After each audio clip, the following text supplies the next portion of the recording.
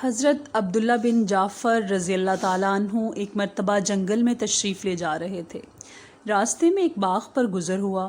وہاں ایک حبشی غلام باغ میں کام کر رہا تھا۔ اس کی روٹی آئی اور اس کے ساتھ ہی ایک کتا بھی باغ میں چلا آیا۔ اس غلام کے پاس آ کر کھڑا ہو گیا۔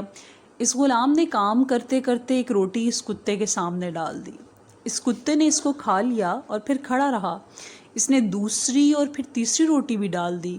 کل 3 ہی روٹیاں تھیں، وہ تینوں کتے کو کھلا دیں۔ حضرت عبداللہ ابن جعفر رضی اللہ تعالیٰ عنہ غور سے دیکھتے رہے۔ پھر جب یہ تینوں ختم ہو گئیں تو عبداللہ رضی اللہ تعالیٰ عنہ نے اس غلام سے پوچھا، تمہاری کتنی روٹیاں روزانہ آتی ہیں؟ اس نے عرض کیا، آپ نے تو ملاحظہ فرما لیا 3 ہی آیا کرتی ہیں۔ حضرت نے فرمایا، پھر تینوں کتے کو کیوں کھلا دیں؟ غلام نے کہا، حضرت یہاں کتے رہتے نہیں ہیں، یہ غریب بھوکا کہیں دور سے مسافت طے کر کے آیا ہے، اس لیے مجھے اچھا نہ لگا کہ اس کو ویسے ہی واپس کر دوں۔ حضرت نے فرمایا، پھر آج تم کیا کھاؤ گے؟ غلام نے کہا، 1 دن فاقہ کر لوں گا، یہ تو کوئی ایسی بڑی بات نہیں۔ حضرت عبداللہ نے اپنے دل میں سوچا کہ لوگ مجھے کہتے ہیں کہ تو بہت سخاوت کرتا ہے، یہ غلام تو مجھ سے بھی بہت زیادہ سخی ہے۔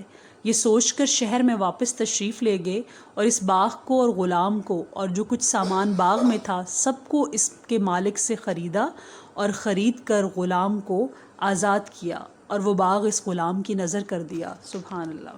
اسلامک ویڈیوز کی سپورٹ کے لیے چینل کو سبسکرائب کر دیں۔ شکریہ۔